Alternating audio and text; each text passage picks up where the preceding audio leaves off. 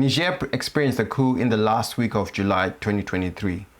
And in this video, I'm going to be talking about how the global markets are going to shape that coup in terms of whether it will be successful or fizzle out. If you're new to this channel, my name is Abe. Welcome to Coffee Economics. Without further ado, let's get into it. So Niger is one of the West African countries that is part of ECOWAS, which is the economic regional body for that region. Niger is a landlocked country. It's one of the poorest countries in the world, and also it's got one of the lowest levels of human development, according to the Human Development Index. In this video, I'm not going to cover the reasons why the coup has happened because they're multifaceted.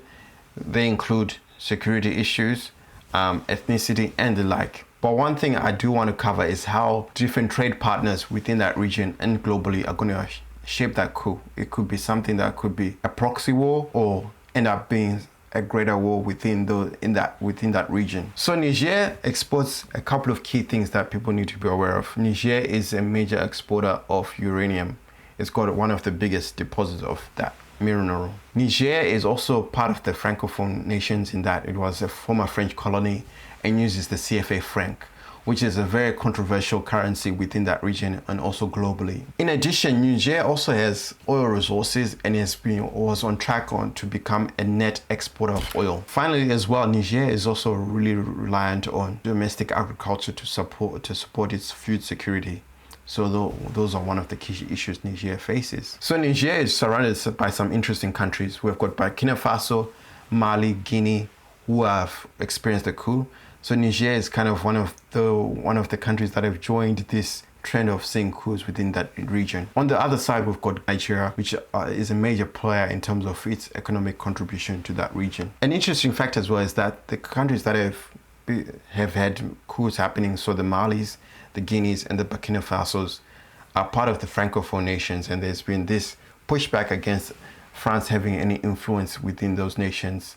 And it seems that there is a stronger and a more increasing push for France to be pushed out of that region. So in terms of trading partners, Niger is not a country that operates in isolation, even though it has sort of drawn back because they've reduced their exports of fuel because they want to secure that commodity.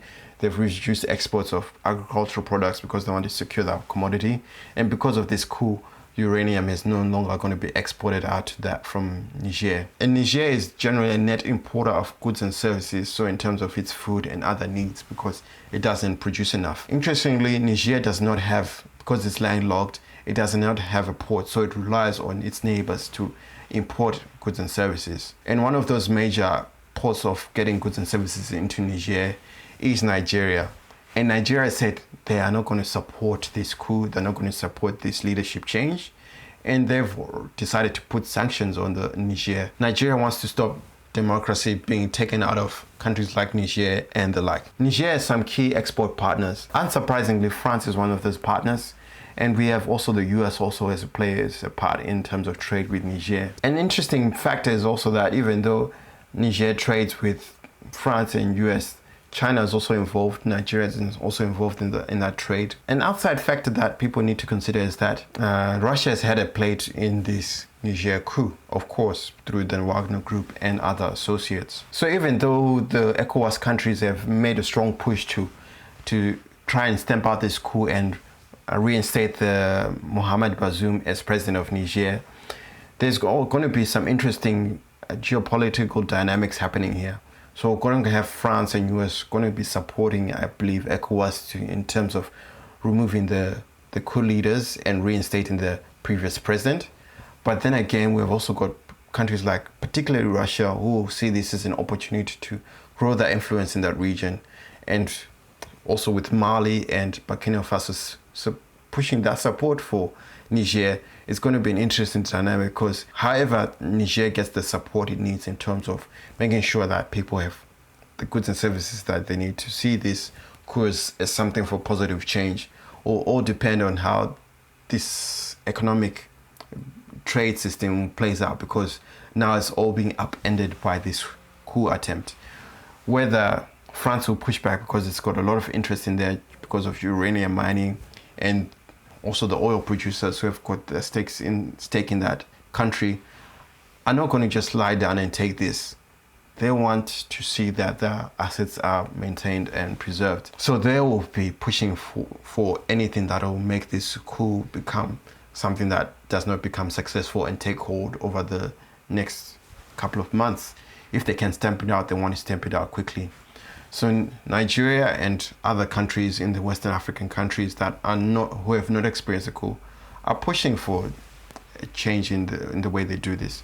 Nigeria's key tool is that they can just close the borders and make sure that nothing can get into Niger from their borders, and other countries that are siding with Nigeria can also close their borders to make sure that Niger feels the economic pressure for these coup leaders to step down and put back President Mohamed Bazoum. But from countries like Mali and Guinea, if they can figure out a way of bringing goods and services into Niger, money into Niger, this coup will keep going. And there's going to be players who want to see this happen because it will grow their influence and their ability to make a buck. So it'll be interesting to see how they negotiate these land border issues and also figure out a way to help Niger be economically resilient, because Niger does not have the most diverse or strongest economy. It's one of the poorest, like I said at the beginning of this video. So it'll be interesting to see how those countries that like the Malis and the Burkina Fasos support Niger during the coup. Will it just be militarily? Will it just be just by words? Will it actually have any impact on the Niger situation? So I believe at the moment that probably the most power is towards the Nigerians, because they've got a land border and they were the main route, I believe, for how Niger got its goods and services. So it'll be interesting to see how that dynamic plays out. It's also going to be interesting to see, because I don't think Russia has got such a deep relationship with Niger, but it's developing its relationship with Burkina Faso and the Malis and the Guineas. So it'll be interesting to see if there's going to be something that will come from that side of those borders into Niger to support that coup. I'm not supporting this coup, but I'm sort of trying to distill to you guys the factors that might be at play in shaping this coup, in terms of whether this coup will be short-lived or it's going to be something that's going to last for years and years and establish a military government. I don't know if it will be a dictatorship style, but I can say it will be a military government because that's who is in power. So guys, we'll be watching this space and see how this plays out. I hope you got some insight from this video, and if you did, make sure to hit the like button, or if you think I missed an important point, make sure to put it down in the comments. I'd love to hear your thoughts. I'll see you guys in my next video. Bye.